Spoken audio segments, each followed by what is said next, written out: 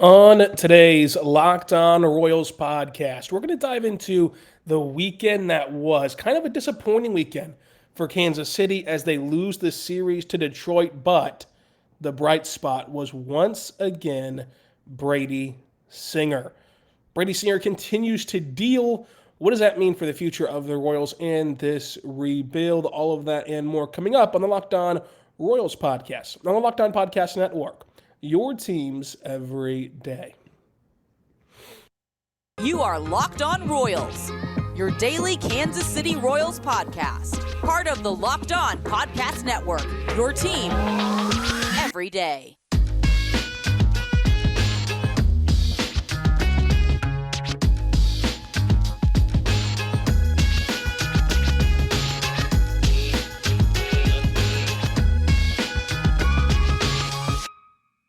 Let's get it going on the Locked On Royals podcast on the Locked On Podcast Network.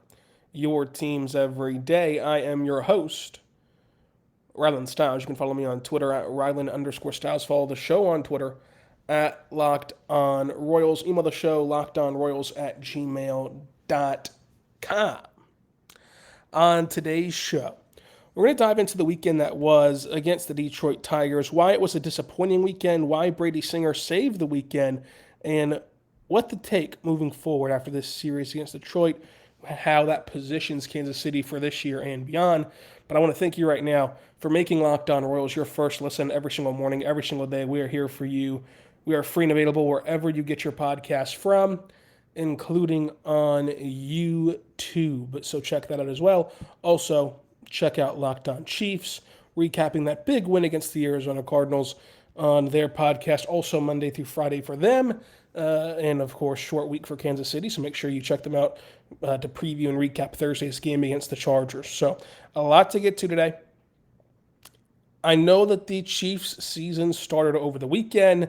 I know that there was a very important college football game in Morgantown and a very important game with K-State taking on Missouri. So, of course, that involves two of the fan bases local to the Royals. And honestly, you expand this out. Let's see. You had Missouri, K-State. You had Kansas going to Morgantown. You had Nebraska losing to Georgia Southern and firing their coach. You had Iowa and Iowa State playing. So that really covers the whole, you know, geographic fan bases for Kansas City. Oklahoma played Kansas State. Oklahoma State played Arizona State. So everyone was in action, plus the Chiefs were opening up their season in Arizona. So you had a lot to digest over the weekend. And I totally understand if on the first weekend of football for the NFL and on week 2 of the college football season, if you were not just dialed into Kansas City Royals baseball. I totally understand that. I totally get that. Given their 57-84 record, they don't deserve your undivided attention. But allow me to recap what happened for you and what happened this weekend. So the Royals now sit 57-85. They have a 401 winning percentage, so they're almost below 400, much less being, of course, at 500 or worse. They're 19 games back of the division. In the wild card race, they're 22 and a half games back of a playoff spot. Reminder that there's 3 wild card spots now, and despite that fact, the Royals still can't get close to being in contention. And if you remember going into the weekend, what was the feeling? What was the idea heading into the weekend? Well, you just came off of a tough series against the Guardians where you lost by 1 run Monday. You got shut down by Shane Bieber Tuesday, but you came right back and won in walk-off fashion against the Guardians on Wednesday. So you felt good. You felt good. You had the off day Thursday.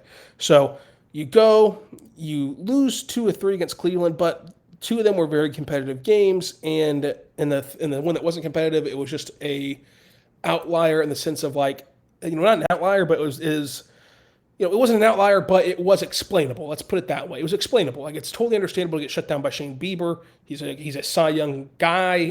He is somebody that can easily maneuver through a young lineup, and even in getting just dominated by Shane Bieber, you still had a ton of things to take away from that game. Like, the young players had film, and they had ability to adjust, right? And then you hit that walk off On Wednesday, had the day off Thursday, and then we were heading to Detroit after beating them up last weekend. And this was supposed to be your weekend where you have Chris Bubich on the mound. You have, I should say, Brady Singer on the mound. You have Daniel Lynch on the mound. You have kind of your young guys up there. And yeah, it didn't go well. It did not go well. We were hoping the Royals could win this series and give you all the good feelings heading into the football weekend. And this was a disappointment. And honestly, if you haven't like checked back in with the Royals in a long time, this is one of the first times that it's been disappointing since the trade deadline. It's been, it's recently been a lot of highs for this young team. But this weekend was the first time you can look at it and say, that was really disappointing, or at least a missed opportunity. And it got set the tone early on Friday. On Friday, Detroit wins 10-2 to the tune of 17 hits. Daniel Lynch, who's been having a roller coaster of a season, for Kansas City, he goes out there, throws 3 2/3 innings, and within 4 innings of baseball, he surrenders 2 home runs off of 10 hits and gives up 6.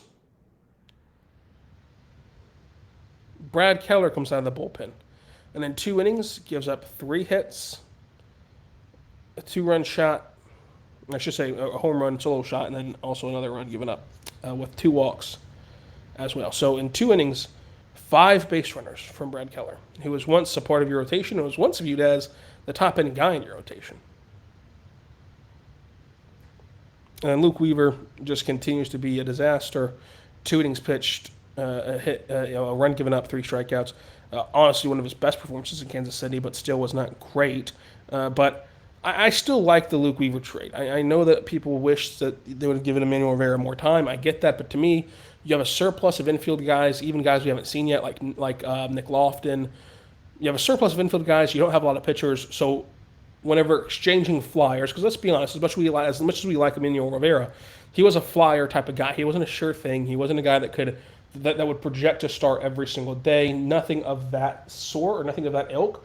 So when you're trading a guy who's viewed as a flyer, you might as well trade him for a position that you need a flyer in. You need a flyer, in your pitching staff more so than in your infield, because you have a surplus of infielders on top of the standard, right? The standard Nicky Lopez, Bobby Witt Jr., on top of Nick Prado, Vinny Pasquantino, those 4 guys. Plus, you still have Hunter Dozier hanging around.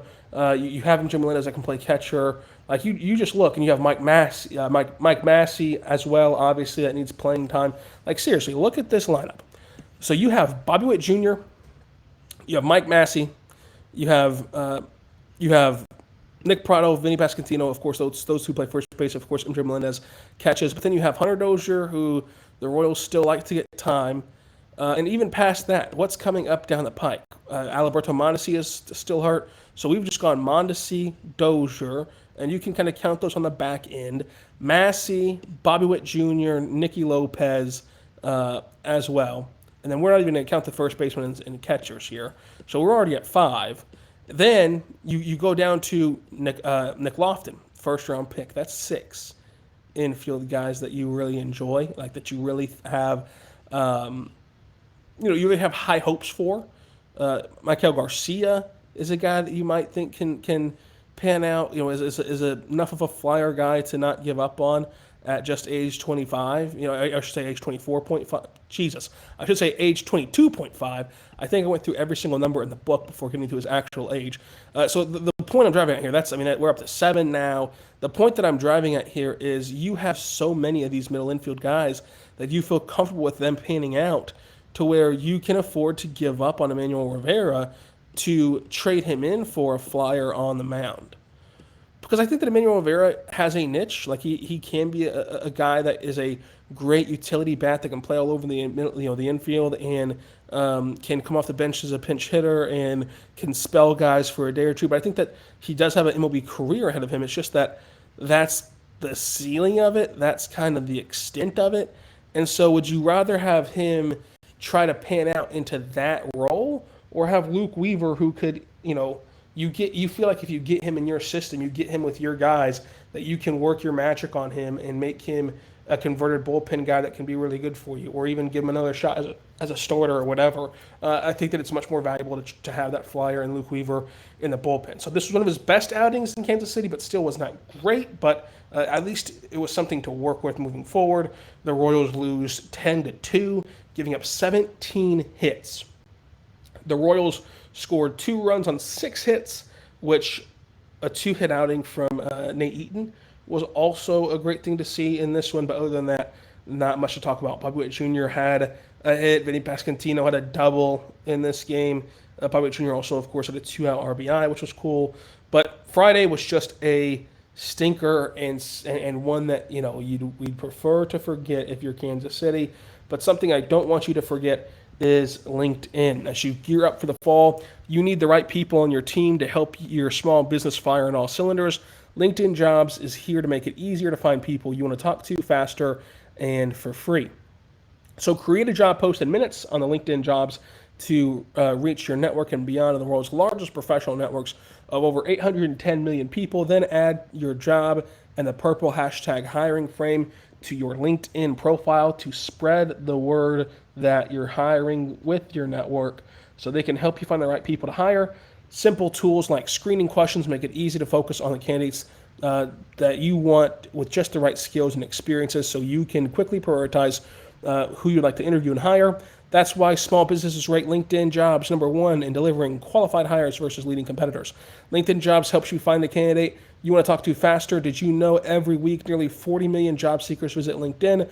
Post your job for free at linkedin.com/lockedonmlb. That's linkedin.com/lockedonmlb. Post your job for free. Terms and conditions do apply at LinkedIn Jobs/lockedonmlb.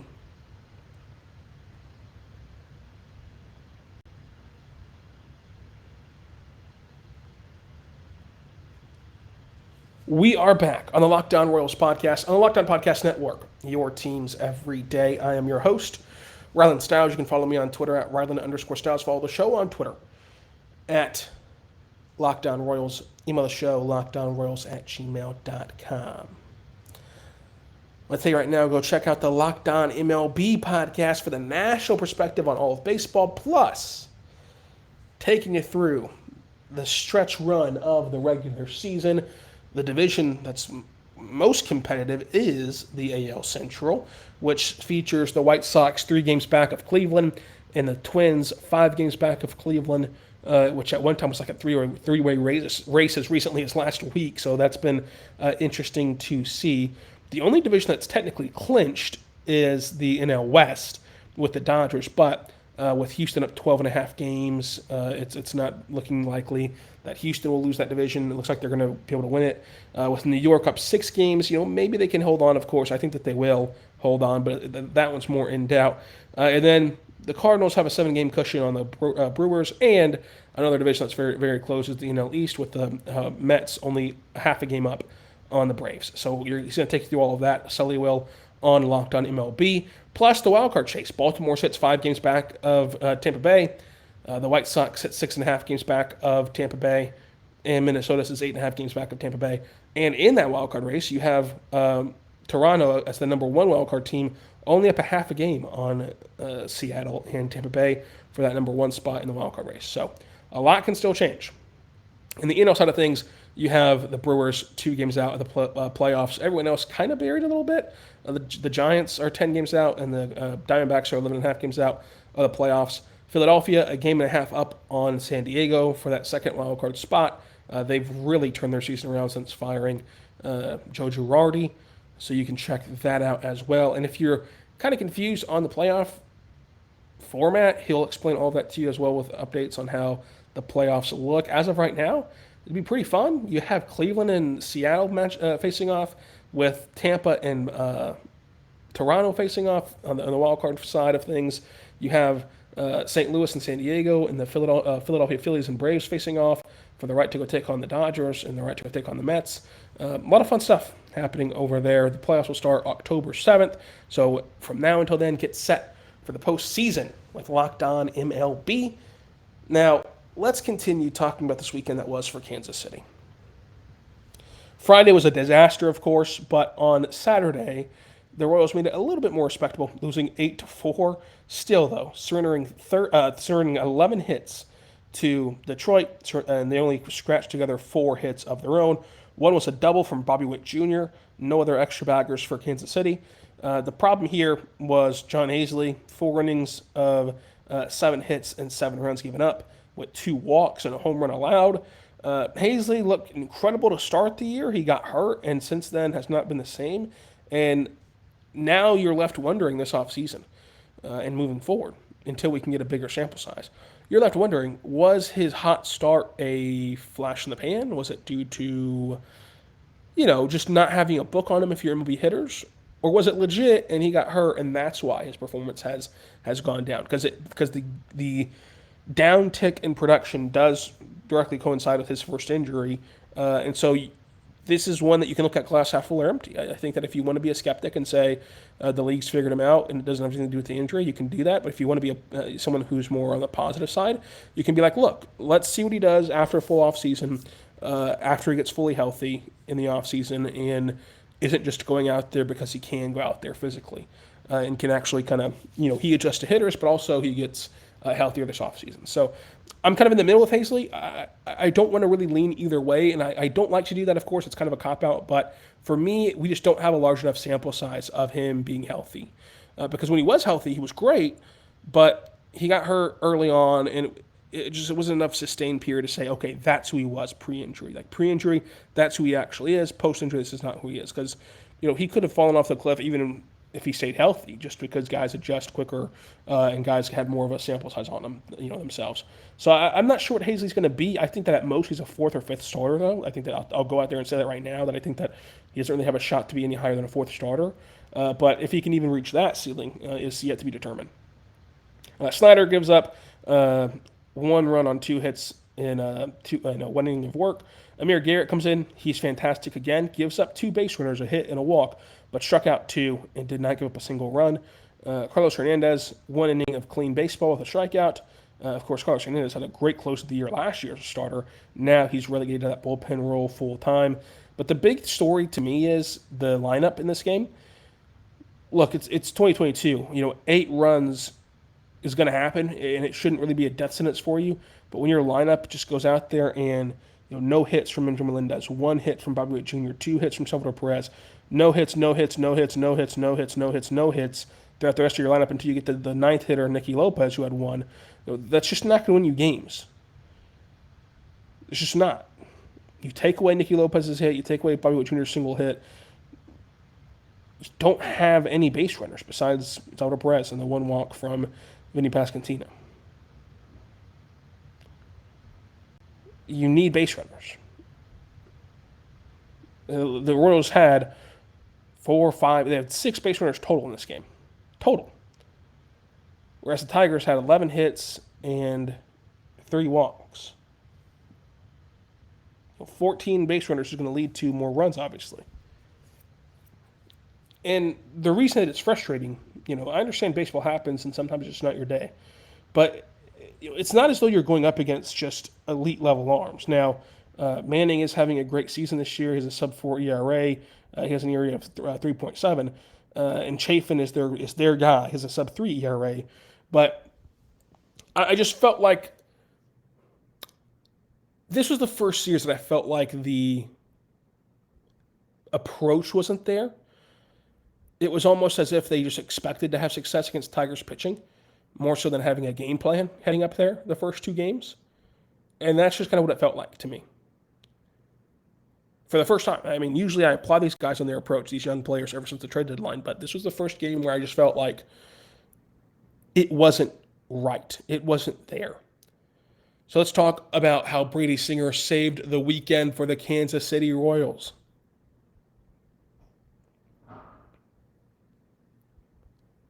So Brady Singer saved the weekend for Kansas City. Point blank, period. Imagine if the Royals would have got swept by the Tigers on the heels of KU going 2-0 in football, on the heels of K-State having a blowout win against Missouri, on the heels of the Chiefs having a blowout win in Week 1. It would have created that more negative perception around the franchise even more because you had all these other success stories, and then you had the Royals who still can't get out of their own way. So what Brady Singer did was huge. Brady Singer goes out there, gives up 4 hits through 7 runs. I'm sorry. Brady Singer goes out there and gives up 4 hits through 7 innings of work and 1 walk. So 5 total base runners through 7 innings. 6 strikeouts for Brady Singer, who has brought his ERA all the way down for the season to 3.21. 5 base runners, 6 strikeouts, no runs allowed for Brady Singer. Coleman comes in, clean inning. No hits, no runs, no walks, 1 strikeout. His ERA is at 2.45. And then Scott Barlow, same thing. No hits, no walks, no runs, nothing. He shuts the door on a 4-0 victory. This is what I'm talking about. The Tigers had 5 base runners in this game. The Royals had 7 hits and 3 walks. 5 base runners versus 10 base runners. The Royals had 10. They produced 4 runs. They won 4-0. MJ Melendez with a hit. Bobby Witt Jr. goes 2 for 4 with a run scored. And then you had Salvador Perez with a hit. You had Michael A. Taylor get 1 hit and 2 walks, so he's accounting for 3 of the base runners in this instance with a run scored. Mike Massey, a hit and a walk. Drew Walters, a hit and 2 RBIs. Brady Singer shoved. Brady Singer looked elite. And by the way, Brady Singer with that performance won me my fantasy playoff matchup. So I appreciate that greatly, Brady Singer. He pushed me into the semifinals. But that was the saving grace on the weekend. Because it was a lot of negative on Friday. It was a lot of negative on, Saturday. Sunday, the Royals were able to salvage the weekend against Detroit and head into their week where they faced the Twins, and then on the weekend they faced Boston.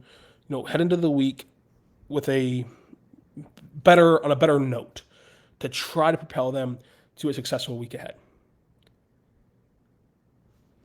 But we'll talk more about the week ahead for Kansas City coming up on tomorrow's Locked on Royals podcast. For now, drop me below what you think of Brady Singer so far this season. Is he a legit number 1 guy? Are you leaning more toward number 2 in your rotation? How do you grade Brady Singer as a pitching prospect right now? After an up-and-down career so far, now he looks fantastic this season, especially since June. How do you grade him out whenever you're looking at putting together this roster? Do you tab him as, okay, he's a bona fide ace, or he's a number 2 option? Like, where are you at with him for Brady Singer? Also, I want to know your prediction. Will the Royals be over or under a .400 winning percentage this time next week? Let me know what you think down below on YouTube and on Twitter at Locked on Royals. Until tomorrow, be good and be good to one another.